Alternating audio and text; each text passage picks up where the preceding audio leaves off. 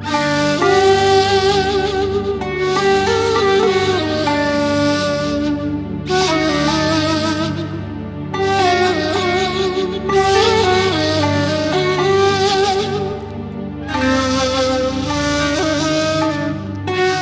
الله الرحمن الرحيم. الحمد لله رب العالمين، والصلاة والسلام على سيد المرسلين محمد وعلى آله وأصحابه ومن اتبعه بإحسان إلى يوم الدين. من ناوم عبيد الله أبا بكر حمد منا ناصران بملاعبيت لساري 1965 لدايق بما لجندي نوغران بلام دوساران بينا هاتنا هولير لقرشي منارو تيراو كوران زياتر لكوران جايما لسرتاي ثم مكتبي كوران حتى سي متوسطة سي ناوندي بلام لسي ناوندي نازل نبوم داخلي وزاري نبون صاري باشتر ثم معهد إسلامي ثانوية دراسات إسلامية حتى شش ليم تواكرت شش سارك خوم هيش تقول لبويك معهد خطابة تازة دامزراو لوي وربجيليم صاري هشتاونو لمعهد خطابة سارك منوي خين لبغداد باشان تواهم نكرت پەیوەندی ما کرد بە بزوتنەوە هەتا پاش ئینتیفازەی پاشان لە 1992 بوومە مەلا لە گوندی گەرۆتە و مەسەلەی قورئان خوێندن و کتێبەوە لە 79 دەستم بە نوێژ کرد هاتوچی مزگەوتم کرد لە کوران زیاتر لە دوو مزگەوتی مەلا زاهیر ئێستاش لە کوران ماناو کوران وەروە مزگەوتی عازی عەزیز لە سەر ڕێگای مەخموور هەر لە کورانە لەوێ برادرێک خوارد زایداتەوە ئێمە لە سەرەتایی بوون ئەوان قوتابی زانکۆی بوون کاک حاجی ڕەشاد ئێستاش مایە خوارد زایداتەوە گوتی خوێندەواریت هەیە گوتم ئەم وام زانی دەرێ دەخوێنی گوتی باشە دوو کتاب لۆ دەینم دوو کتابی لۆ هینام ڕۆژی پاشتر بەرەو ڕێبازی ئیسلام لەگەر لە دەروازەی ئیسلام ئەو دوو کتابە زۆر تەئسیر لێکردن بۆ سەرەتایی کتێب خوێندنەوە بێ لەوەش کە هەبوون فێرە قورئانیان دەکردن یعنی ئەوەندەی لە دەست گەنجەکان ئەمە فێرە قورئان بووین ئەوەندە لە دەست مامۆستا ئەوەی نەبووین هەتا چوومە معهد ئیسلام ئەوجا لە معهد ئیسلامیش سارانە جزئەک حفظ و تەفسیر بوو بێ لە دەرسەکانیت کە فقه و ئوسوول و نەحو ئەو تشتانە زیاتر قورئانەکەم بەو شێوەی وەرگرت کە منهەجی ژیانە و ئاشنایان کردین بە سەید قوتب فی ظلال بە تایبەتی پێشەچەکەی فی ظلال قورئان زۆر کاریگەر بوو لەسەرم ئێستاش لەگە داویتن کە سەید قوتب بەڕەحمەت بی بەحسی قورئان دەکا قورئان چییە هەتا دەفەرمێ ژیان لە ژێر سێبەری قورئان تامەچی هەیە کەس هەستی پێ ناکە ئیلا ئەو کەسەی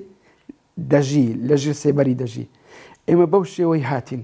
ئێستاش دەرێم زۆر سوپاس لە بۆ خودای گەورەکە ئەم بەو نەوعە پەروەردە بوومە ئەوەندە عەلمانیەت و ئەوەندە فکری بەوگەن و ئەوانە هات بەس ئەمە زوو شتێکی وامان ئەو وەرگرت زانستێکی ئەوهامان وەرگرت کە لەو شتانەوە بکەین بە تایبەتی غاباتی کوران هەبوو لەگەر گرکەند ئەمە هاتوچی ئەو وانەمان دەکرد تەڵەبە قوتابی هەمووی هاتوچی دەکرد بە تایبەتیش لە کوران لە هەشتایەکان تەوژمی عەلمانی و مارکسیەت گەلێک زۆر بوو بەڵام سوپاس بۆ خوا ئەمە کە لەگەر قورئان ژیاین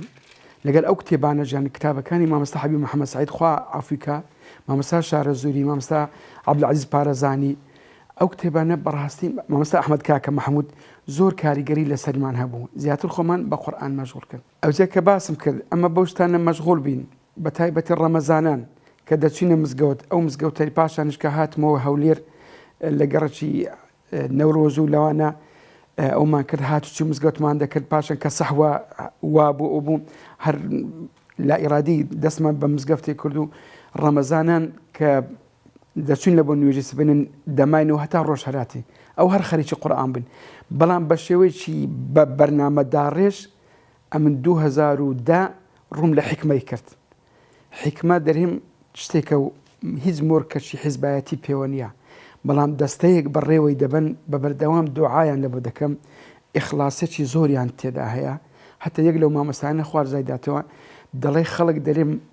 حکمە ماڵی دووەمە بەڵام ئەمن دەڵێم ماڵی یەکەمە بە خۆی و بە خێزانی و بە منداڵی و بە براکان و هەمووی ڕویانەوەی کردە خوارد زانداتەوە ئێستاش کە لە 2010 لەگە برایەکی هاتین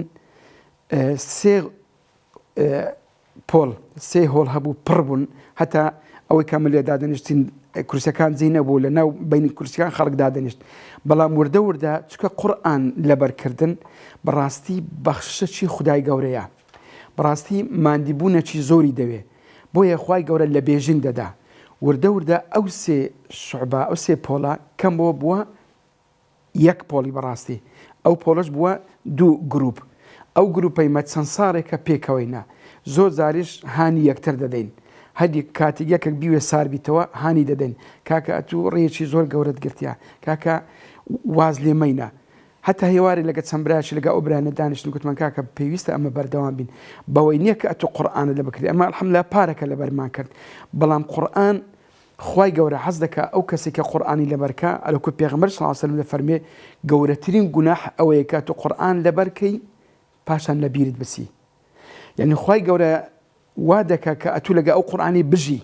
مەرێ لەبەرم کردوتەوە نە بەردەوام بیرێەوە بەردەوام لە معنای تێبگا بەردەوام لێی تەدەبور بکە فکری لێ بکەوە ئەوجا ئەتوو تام لەو قورئانە دەکەی ئەوجا ئەتوو دەتوانی بڵێ قوتابی قورئانیمە أعوذ بالله من الشيطان الرجيم بسم الله الرحمن الرحيم تبارك الذي بيده الملك وهو على كل شيء قدير الذي خلق الموت والحياة ليبلوكم أيكم أحسن عملا وهو العزيز الغفور الذي خلق 7 سماوات طباقا ما ترى في خلق الرحمن من تفاوت فارجع البصر هل ترى من فطور ثم ارجع البصر كرتين ينقلب إليك البصر خاسئا وهو حسير ولقد زينا السماء الدنيا بمصابيح وجعلناها رجوما للشياطين وأعتدنا لهم عذاب السعير وللذين كفروا بربهم عذاب جهنم وبئس المصير إذا ألقوا فيها سمعوا لها شهيقا وهي تفور تكاد تميز من الغيظ كلما ألقي فيها فوج سألهم خزنتها ألم يأتكم نذير قالوا بلى قد جاءنا نذير فكذبنا وقلنا ما نزل الله من شيء إن أنتم إلا في ضلال كبير وقالوا لو كنا نسمع أو نعقل ما كنا في أصحاب السعير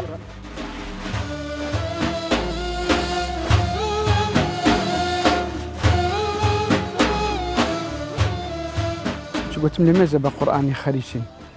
بس دائما كتلتي قرآني لبركي وقتك لبو دياري بكي باشترين كاتيش سبينان باش نوجي سبينية تا روش هرديتن سندي لتوانا دهبي يعني هل وقتك كبتوي بلان بشيوي لشويني شهادي بميشكت بهيز مشغول نبيتن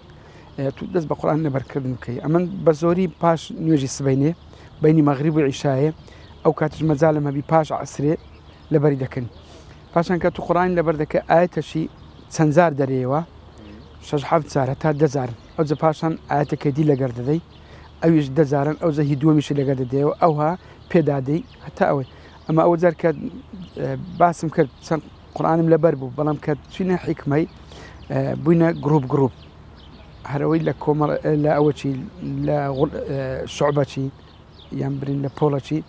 مامۆستایەکمان هەبوو لە بووی تەفسیر دەکردین ئەتا ئێستا چەند مامۆستامان گۆڕایە هەر جارێ ڕوبعی دەداینی هەر هەفتەی ڕوبعەک شەوی جومعان دەچوین تەفسیرەکەشی دەکرد ئەوەکانش دەمانگۆتەوە ڕوبعش لاپەڕ و نیوەکە دوو لاپەڕ وەڵحاصل ئەوە لە بۆ هەفتەی داهاتوو زارە و مەجالە بوو هیچ کەشمان دەگۆتەوە هی نوێشمان دەگۆت ئەوە وردە هاتە الحەمدوللا تەوامان کرد دەستگای نوری حکمە ئێستاش دەمێدێش باسم کرد خوا جەزایان داتەوە خوا خێرام نووسی بە تەنها قەت قورئان لەبەر ناکرێ ئەوەش وەک شوێنەکە کە ئەوەی حەز دەکا قورئانی لەبەرکە ئەو کەسەی کە دەیوێ خزمەتی قورئان دابی با بێتە وێن دەرێ چونکە هەم ئەوەجا قورئانەکەی تەواو پێ ئەو دەکەن لە فێر دەبی تەجویدێکی باش فێر دەبی هەتا ڕادێک تەفسیرەکەی فێر دەبی قورئانیش لەبەر دەکاتن ئەوانەش بەوەی دەڵێم هەروەکو دەرێ ئەوەی لە بۆ خوای بی خوای گەورە گەشەی پێدەدا ئەوەی لە بۆ خواش نەبیتن دەپسڕێت زۆرمان دیتە هەوڵی ئەویان کردێ بەڵام زوو پسرایە بەڵام دەستگای حکمە لە 2007 هەتا ئێستا لەوانەیە زۆر مەحاولەش کرابی کە تێک بچیتە ناڕێکی بەڵام چونکە دەستەی ئیداری کۆمەڵێکن خوارد زانداتەوە خوا خێرام نووسی زۆر بە ئیخلاسەوە لە ئیشەکەی دانا بۆیە تەمەشاش دەکەیت چکە بۆ خوای گەورە وای کردیا خەڵکەشی خێرخوازیش بێتن ئیش تێدا بکاتن بە هەموو شێوەیەک خوا خێرا بنووسی. مامۆستایەکانیش ئەگەر لە منیش گچکەتر بن بەڵام بە مامۆستای خۆمیان دادەنێن هەموو کاتێک تەرجیعمان دەکەن هەموو کاتێک هەوڵمان لەگەر دەدەن ئەگەر خوا نەخواستە ساربوونەوەیەک بیت شتێک بیتن مشکلەکمان هەبی کە دێن قسەمان لەگە دەکەن بەڕاستی هەموو شتەکان لۆ چارەسەر دەکەن پشتگیرشی زۆر باشن لە بۆمە ئەم یەک بەخۆم بەڵام هەز دەکەم لە بۆ هەموو قوتابیەکان وانە بەنسبەتە من ئەمن کە پیشەم ئیمام و خەتیبیە لەوانەیە لە بۆ من زۆر ئاسانتر بیتن بەڵام ئەویت کەش کە تەمەشا دەکەی دەبی ئەتوو یەکەم شت برام دەبی کە دەچێنەوە ئەوەی نیەتی خۆت ساف بکەی خۆت یەکلا بکەیەوە دەبی بزانێ ئەتوو خەریکی چی ئەو ژیانە کە خوای گەورە هەموو دەفەرمی وەسەخەرە لەکم ما فی السەماوات وما فی الأرض جەمیعا منه هەمووی لە خزمەتی ئینساندایە ئەو ئینسانش لە عیبادەتدایە ئەتوو تەمەشا بکە شەو ڕۆژ خوای گەورە دەفەرمی وآتاکم من كل ما سألتموه وإن تعدوا نعمة الله لا تحصوها هەرچی بتانەیە خوای گەورە دەتان داتێ ئەگەر نیعمەتەکانی خوددا بژمێرن ناتوانن بژمێرن ئەوەندە زۆرە ئەوجا ئەمن لەو 24 ساعاتەی یعنی پێم غەدر بیتن لەبەر ماڵ و منداڵ و ژیان و کەسابەت و ئەوانە پێم غەدر بێ ڕۆژانە ساعاتەکی لە بۆ قورئان دابنێم دەبی لە ئەوەلەوە بڕێم ئەو قورئانە لە پێش هەموو شتەچیە ڕاستە واجبە کەسابەت بکەی واجبە ماڵ و منداڵت بەخێوکەی بەڵام لەو 24 ساعاتە ئەگەر کرا سبەینێ ئەگەرنا نیوڕانێ عەسرێ شەوێ ینی بە هەر شێوەیەک بی دەبی ئەتوو ساعاتەکی لە بۆ دابنەی هەم لە بۆ لەبەرکردن و هەم مڕاجعکردن لە خۆمەوە دەڵێم پێغەمبەر صلی الله عليه وسلم لە فەرمودەی دەفەرمێ ئەگەر ئینسان هەوڵ بدات لە بۆ ژیان پشت لە قیامەت بکە پشت لە ڕەزامەندی خوای بکە خوای گەورە و ئیشەکانی پەر دەکاتن پێڕاناگا و چەندیشی لە بۆ دیاریکرا لە قەدەر لە ڕزق لە ژیان هەر ئەوەندەیە بەڵام ئەوەی کە بیوێت لە بۆ دین هەوڵ بدا لە بۆ ئاخرەت هەوڵ بدا لۆ ڕەزامەندی خوای هەوڵ بداتن خوای گەورە ئیشەکانی خڕ دەکاتەوە وێک دەینتەوە و دنیای لە بۆ دێ وهی ڕاغیما زۆر بە فراوانی دنیای لە بۆ دێ ئەم لە ژیانی خۆم زۆرم دیتە ماشەڵا زۆر مشکلە هەبووە چتە بۆ هاتە پێشم ینی درم زۆر پێتون بۆ خوا ئەو شتە کو دەبیتن بەڵام هەرەندە پشتم بەخوا کرد بەستایە و لە بۆ سمن لە بۆ ئیشەکەی چیمە خەڵکانێک لە بۆم بوویتە ئەوە ماشەڵا هەتا پێم گوتێکا کە ئەم دەناسیە ئوشەم لە بۆ دەکەی دەرێنە ئەمن خوای گەورە خستێ ناودڵیم کە من ئەو شەی لە بۆ تو بکەم ینی نەک جارێک دەتوانم لە بۆت بژمێرم هەتا 20 جار حتا ماڵ و مندارەکەت خوای گەورە لە بۆ دەڕەخسێنی ئێستا مەسەن دوسێ نمونەت لە بۆ دەینم ژن هینان ئەمن کابرایکی تازیر نیمە هەیە نییە مەعاشەکەمە ساعی مزگەفت شتەکەم دەداتێ کوڕەکەم کولەی تەواو کرد ئەو زمانیش زمانی فەساد و خراپ و ئەوەیە حتا گوتم لە عەدادی ئەوش هەر خەریجی شەریعەیە ژن لە بۆ دەینم دوای ڕێک نەکەت گوتی بابا تو گوتت لە وەختی لۆ دێنم ئێستا ئەوە کولیەشم تەواو کرد ئەدی چ بکەم وتم کوڕم بەڕاستی زۆری دەوێت بە فکری خۆم دەفتەرێکی زیاتر دەویست ئەوەندە شم نەبوو بەڵام هەر هەندە دەستم پێ کرد ماشەڵڵا بەخۆشم نەمزانی خوای گەورە زۆر بە ئاسانی ئافرەتەکی ڕێک و پێک ئیشەکانی زۆر لە بۆ ڕێک یخستین حتا کەس بە مێدان مەسەن هەموو کارەکان ئەتوم لە خزمەت قورئان دابە پشت بەخوا ببەستە خوای گەورە لۆ ساهل دەکا ئەو شتانە ینی بەس ئەوەندەیە کابرا ئیلا فکر لە دنیاەکەی دەکاتەوە دوایە کە بەخۆش دەرێ پاشان دێنە سەرێ ئەتوو خەریکی بەچە بە قورئان چیە کەلام اللهە تەواو ینی ببرنامج خوا تو مشغولي أو خداج على كل شيء قدير أو خداج ولله خزائن ما في السماوات وما في الأرض كويش لبو آسان ناكا بلام لأولي باسم كد نية صافكا إخلاص كد لبو خواي بيتن لبو هيتش نبي إلا خدا أو لبو تدكم يارمتين بدا لقرآن كد تيبكم لبريكم إيشش بيبكم حتما خواي جورا كاركان وشكان لبو آسان دكاتن إنسان أقل لدين تيجيش أقل خواي ناسي لو قرآن تيجيش قد تشتوى لناكاتن أو روزور كس هانا وبر خوكشتن دلاتن لهمو تسينكان حتى أي روج جيم لي بقولتيان ما مستعدشي تويجروي كملايتي خوي كشتيا تويجروي كملايتي بخوتان دزانن لهر مكتبية كشوايتي دا مشكلة قتابي صار سردكا أو بتسي خوي بكوجي دكتور خوي كشتيا كابري تاجر خوي كشتيا لهمو تسينكان أولا برسيا خوي جورا دفرمي ألا بذكر الله تطمئن القلوب أما دزانين زورج تي خواردني دوي معده خواردني دوي خواردنا جنس خواردنی دەوێ ڕوحیش خواردنی دەوێ خواردنی ڕوح چیە بەرەو خواچوونە ذکرە تەسبیحاتە عیبادەتە ئەگەر ئەتوو ناخت ماندی بوو مشکلت هەبوو دەرتون بوو هانەوە بەر قورئان ببە ئەلا بذکر الله تطمئن القلوب ذکر بکە قورئان بخوێنە سنت بکە ئەو شتانە دڵت خۆش دەبی جا ئەوەی کە وا دەرێ نەچوویتە ئەوەی یعنی ئەوانە قورئان ناناسن خوای ناناسن بەس تەجربەی بکاتن هەندێک بچی بەلای قورئان دابڕوە لەگە مامۆستایەکی لەگەر برایەکی ئەو جەبزانە هەست پێ دەکا کە دڵەکەی چەندە خۆشە پێویستی بە مادە نییە خەڵک ئەوڕۆ کە دڵی توندە لەبەر چییە مادە دنیاویستی ئەو شتەی کە دەیوێتن لە بۆی نایەتن ئەو جا هەر فکر لێ دەکاتەوە هەربی لێ دەکاتەوە بەڵام ئەگەر خۆی ناسی خوای ناسی قورئانەکەی ناسی قەت ئەوها فکر ناکاتەوە بسم الله الرحمن الرحيم نون والقلم وما يسطرون ما أنت بنعمة ربك بمجنون وإن لك لأجرا غير ممنون وإنك لعلى خلق عظيم فستبصر ويبصرون بأيكم المفتون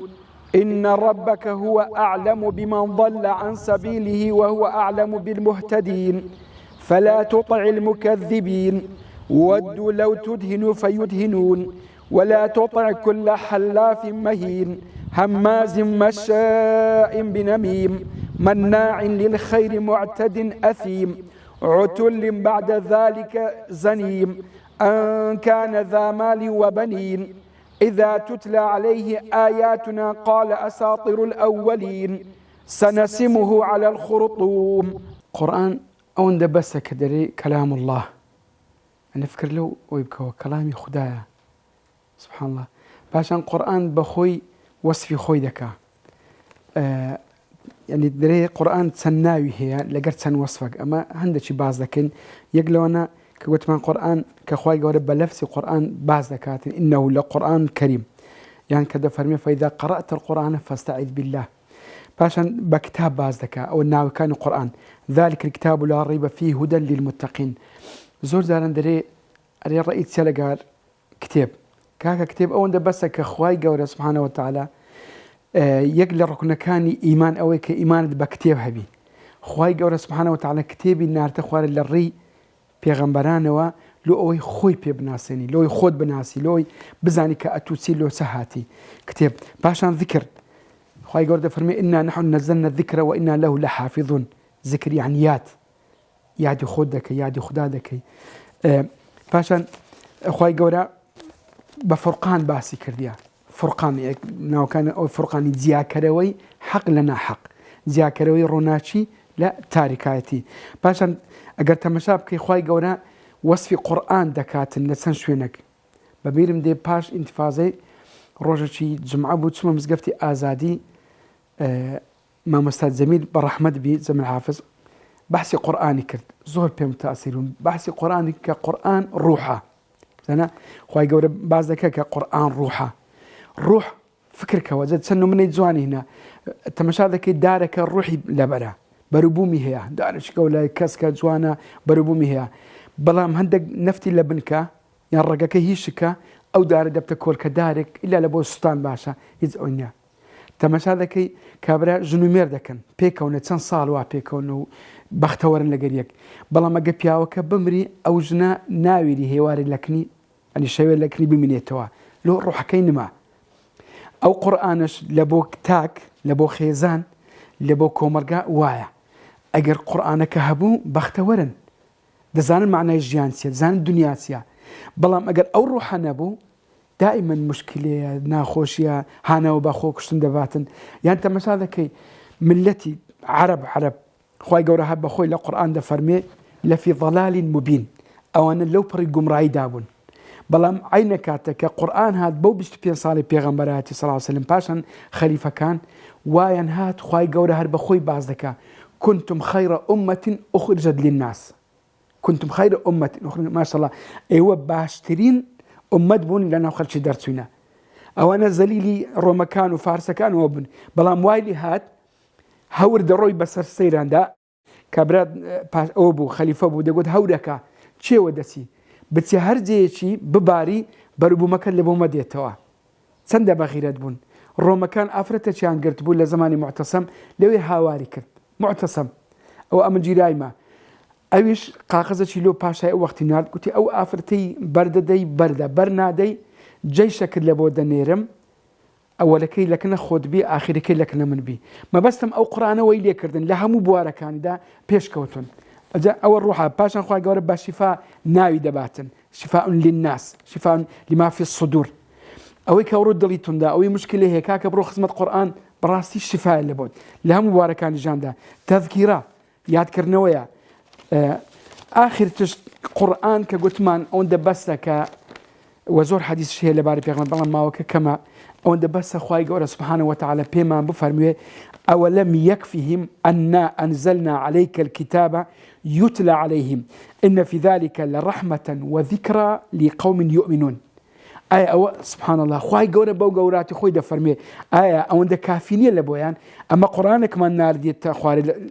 لسرتو كتابك بخوين دريتوا أوش رحمة وبيركنويا لبو قومتي يؤمنون واروا خواي جورا سبحانه وتعالى دفرمي ونزلنا عليك الكتاب تبيانا لكل شيء وهدى ورحمة وبشرى للمسلمين زنا خواي جورا هل بخوي بعض ذكاء ونزلنا عليك أي بيغمر صلى الله عليه وسلم أما نارت معنا خواري لسرتو كتابك تبيانا رونكرنوي همشتيكا هرتي جيان بيويستي بيها بلا بوما برو القرآن بخوينوا تفسير بخينوا إلا لبود بعض ذكاء تبيانا لكل شيء باشان هدى رينمائية كتابي فران وفي سار أو أنا مخنوا هدى قرآن كهدايا رينمائية ورحمتشا بويك أخوائي قولة فرمي وإذا قرئ القرآن فاستمعوا له وأنصتوا لعلكم ترحمون أجا قرآن خويندرا جرى بقرن وسكد منه جرى بقرن لو أوي رحمتان بس الداب باليني وبشرى ومجدية لبو مسلمان كبخويني وإيش بيبكاتن أو اللي بو يدبت مجدى لبو للمسلمين لبو مسلمانان بيغمبر صلى الله عليه وسلم ده فرمي أتو حرفتي لقرآن بخويني لود بدا خير حسابه ده فرمي أمن نالم ألف لام ميم حرفك بلكو ألف حرفك لام حرفك ميم حرفك يعني أتو بس كقولت ألف لام ميم أو السي خير لبودا نسري وبيغمبر صلى الله عليه وسلم ده فرمي روجي قيامة أو كسي سورتي بقرة آل عمراني لبربي أو الدبت السيبر للروج قيامة دبت السيبر لبوي دسنا لا يخدها تكاي لبو دكن وهروها بيغمبر صلى الله عليه وسلم دفرمي أو كسيك ولا قرآن للدنيا بقرآن مشغول بي بخواني ولا بري بكاتني إيشي بيبكا أو للروج قيامة بيدرين بخوانا سندد لدنيا خوان ديا بجويري خوان دكي خوتو إيش بيكرنكت أتو ببلكاني بهجدا بسر دكوي اقرأ وارتقي أجا ليرة سندي بخوين وإيش بيبكي بلوباد برستر دبي لا قيامة ده لباش ده كوتا قسم خواي جورة دفرمي ومن أعرض عن ذكري فإن له معيشة ضنكا ونحشره يوم القيامة أعمى قال رب لما حشرتني أعمى وقد كنت بصيرا قال كذلك لقد أتتك آياتنا فنسيتها وكذلك اليوم تنسى دفرمي هريك بجد لذكر بكاين القرآن بجد القرآن بكا ومن أعرض عن ذكري فإن له معيشة ضنكا جيانتي تنقود ناخوشي دبيتا والروج قيامتش ونحشره يوم القيامة أعمى بكوري حشر ذكري قال ربي لما حشرتني أعمى وقد كنت بصيرا خدها لو بكوري من حشر ذكي لكاتك دا من الدنيا دو ساوي ساغم هبو قال كذلك لقد أتتك آياتنا آيات من لبوهات فنسيتها أتلبيرتك وكذلك اليوم تنسى خواي قورة كز لبيرناك بس كدر إهمال عن كردي إمج أول إهمال ما كردي زي إمج دارين أورو كزنية مشكلة النبي كزنية لجاني خوي بيزار نبي دورة من ده بلو باي هي لها مجتشي بلام جاني تنقى لو رومان لدنيا كرديان جيهان قرائي وبستمان لقرآن كرديان زاد لهم باهمومان قورو قسكا جنو بياو من دال خزان حول بدين بابرو قرآن بقرينوا أمن أجر كتسم هيا أجر كرم هيا لكلية لدائرية والله أجر بو قرآن باروردين كم ليدة ترسم توشتشي خراب بي أمن تزارد لقرية كشي دكم مثلا لها مجتشي